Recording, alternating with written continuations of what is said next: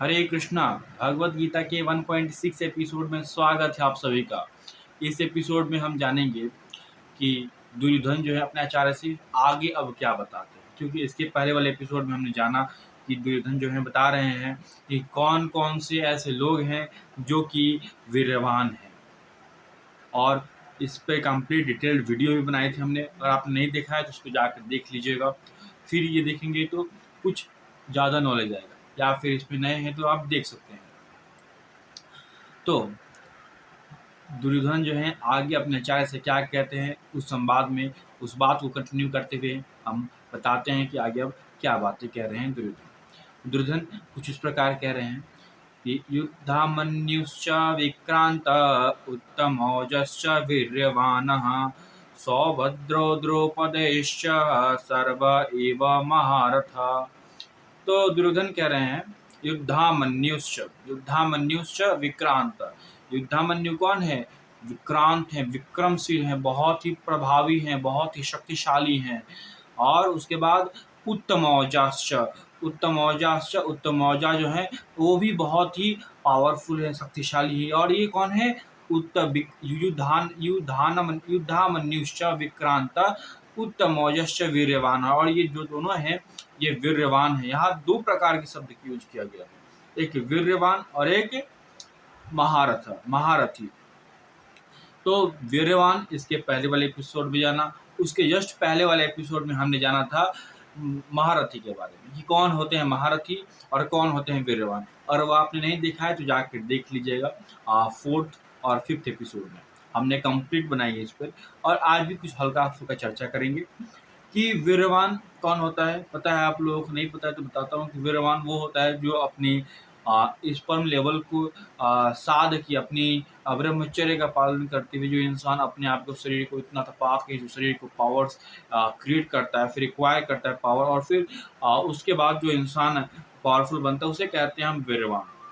ठीक है। इसके पहले जैसे श्लोक में जाना कि धृष्ट केतु के चेकितान काशीराज पुरोजित कुंती वो जितने थे सारे कौन थे? वीर्यवान थे। और इसमें इस श्लोक में जाना कि युधामन्यु और उत्तम मौजा जो थे वीर्यवान थे। ठीक है। उसके बाद जो बात आती है सौभद्रो कौन है?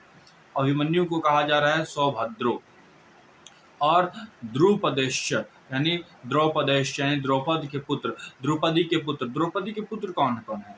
द्रौपदी के 5 पुत्र थे, पांचों पांडवों के क्रमशः 5 पुत्र थे, जिनका नाम था प्रतिविघ्न, सुतसोम, सातनी, स्थानिक, श्रुतकर्मा और श्रुतकृति।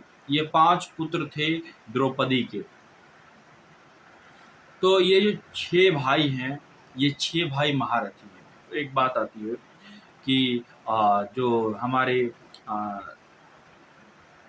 सुभद्रा के पुत्र हैं क्या अभिमन्यु, उनकी उम्र जो थी 16 साल थी। और जो सारे जितने भाई थे उनके 5 भाई थे सारे छोटे छोटे थे, सबसे बड़े जो थे सुभद्रा के ही पुत्र थे।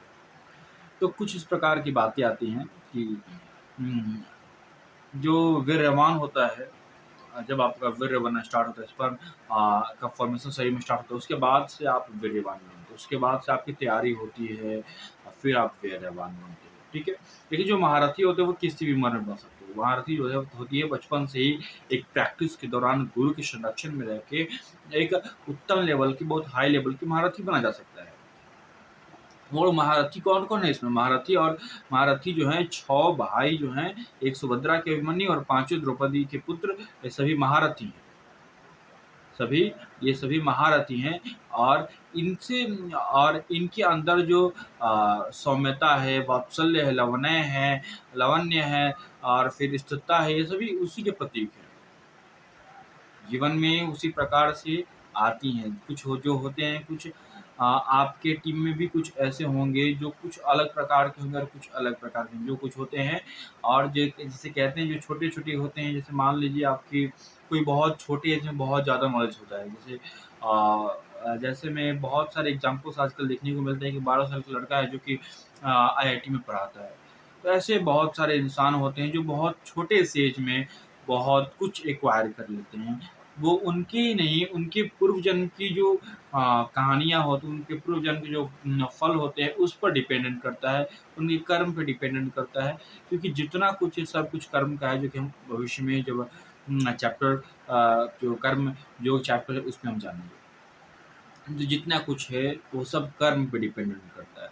तो दुर्योधन बताना चाहते हैं कि उनकी जो विपक्षी टीम है, दुर्योधन का जो पांडवों का टीम है, उस टीम में कुछ ऐसे भी हैं जो कि वीरवान भी हैं और महारथी भी हैं। कुछ ऐसे भी हैं जो वीरवान हैं और महारथी भी हैं। महारथी जो होते हैं, बताया था कि महारथी जो है होते हैं बहुत सारे योद्धाओं से एक बार में युद्ध कर सकते हैं।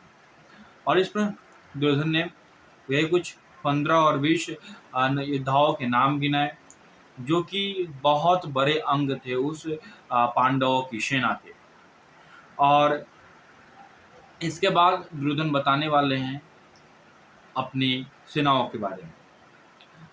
तो इसके बाद जो भी श्लोक है उसमें हम जानेंगे कि दुर्योधन अपने आचार्य से आगे फिर क्या बातें करते हैं। अभी ये जो श्लोक है, अभी जो दुर्योधन आचार्य से संवाद है कंटिन्यू होगा, अभी कुछ दिन तक चलेगा। फिर उसके बाद हम जानेंगे क्या होती है घटनाएं।